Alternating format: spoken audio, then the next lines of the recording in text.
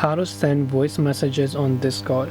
So if you want to send voice messages on Discord, it's actually quite very simple to do so. All you have to do is go ahead and then first of all launch the Discord application, and this is the kind of interface you will see.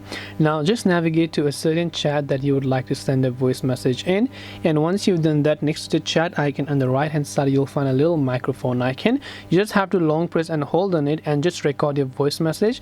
Once you release your finger, the voice message will get sent. Otherwise you simply need to swipe left in order to delete it. So once you press and release it, that voice message will get sent. Make sure that you have allowed the microphone access as well. And this is how you can go ahead and then basically send voice messages on Discord. I hope that this video helped you. If you have got any more questions, feel free to also leave them down below.